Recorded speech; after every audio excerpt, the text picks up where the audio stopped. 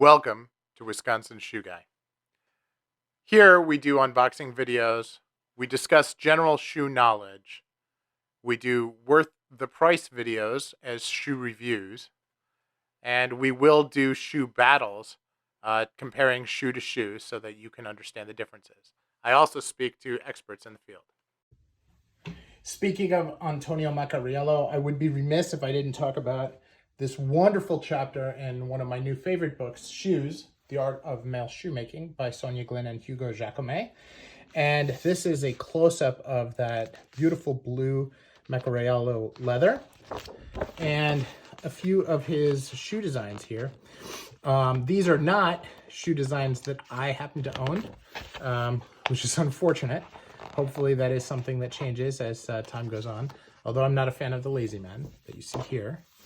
But here there's a classic Adelaide, and I will be getting a classic Adelaide from him, although mine will have the round instead of the square on the U throat there. So, but just absolutely gorgeous shoes, and I cannot say enough good things about this brand.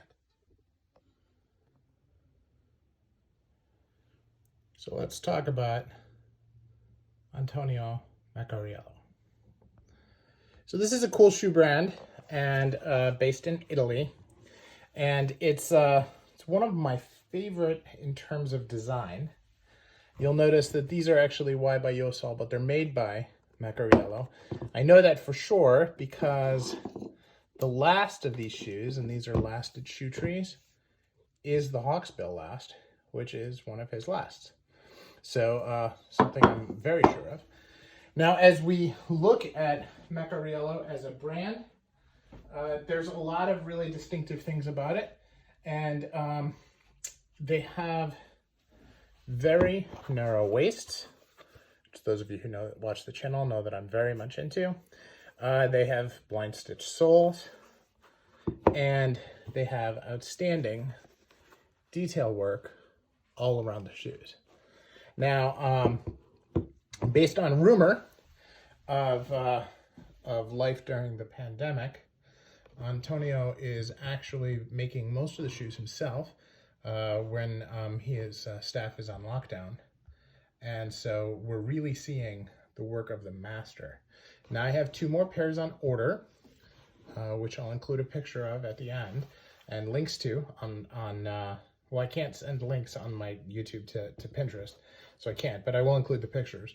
But it's a, it's just a phenomenal brand.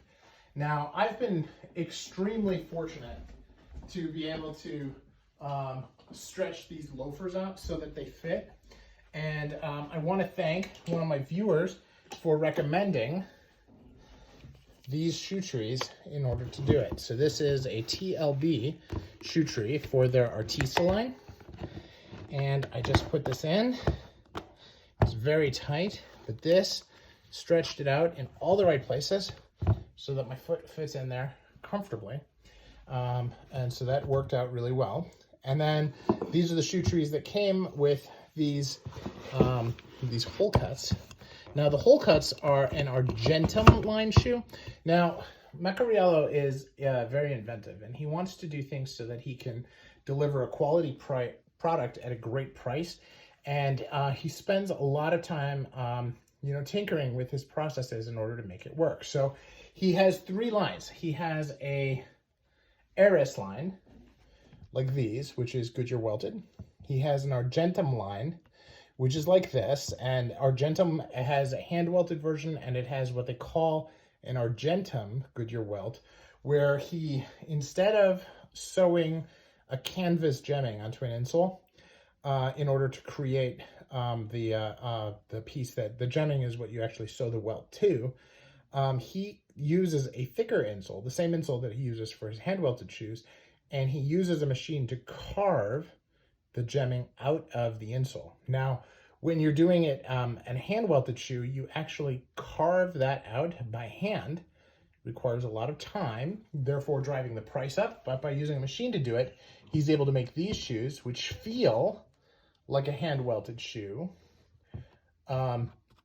by hand. Now they are hand lasted, and one of the things that I talked about in an earlier video was that a lot of these shoes have an asymmetric shape about them.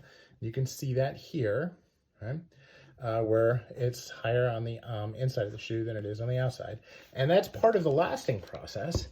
And it is, in my mind, one of the benefits of getting a shoe that's hand lasted is that they do those details. Now, recently I bought a pair of boots from Meermin that are hand lasted. And I have to ask myself, well, why? Because this is one of the, sorry, I hate hitting the camera, but this is one of the real benefits of hand lasting on a shoe. But I'm not sure what it is on the boot, other than the fact that, you know, the lasting is clean, but I would expect the lasting to be clean either way. So anyway, not to digress, as I look at these shoes, you have just fantastic narrow waists. You have great support in the forefoot.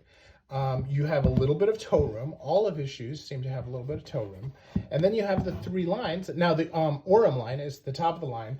And that is essentially the way it's been described to me is it's basically bespoke quality, both materials and craftsmanship, on a ready-to-wear last. So now he will tinker with the last and he'll make small adjustments, but that's basically where it is. So the shoes are very expensive, but you get a lot for what you pay. And then, of course, he has a bespoke business as well. So this is... also a very cool leather. One of the things that I think is most cool about his lines are that the leathers that he gets are special. Look at the suede. This is a suede with a pebble grain texture. I've never seen this before, not anywhere. And then look at this calf. This is a museum calf that does not look like a museum calf that you see anywhere else. And the reason for that is he does the patina on this by hand himself. So he's not buying museum calf, he's buying regular calf, and then he's making the museum on it, which is worth something extra to a collector like me. So very, very high-end shoes. If I were, and this is the first time I've ever said that, but if I were creating a grade system instead of a tier system, the tier system that I have on my shoes, these fall into a tier 2 because of the price. Now the Aurums would fall into the tier 1 easily. They're well north of $1,000 and well north of $850, which is the line. But if I were to have a tier system based purely on quality, not based on price, let's call that a grade, these would be a 3A grade. They are very, very nice. And that is 3A, 2A, 1A, B, and C in terms of grade systems. So first time I'm introducing this out there, I want everybody to know that this is 100% original. Not exactly off the top of my cuff. I do find for a ready-to-wear shoe that these are definitely in the top of the spectrum. So this is Wisconsin Shoe Guy. Thanks for watching. And that is my thoughts on Antonio Meccariello.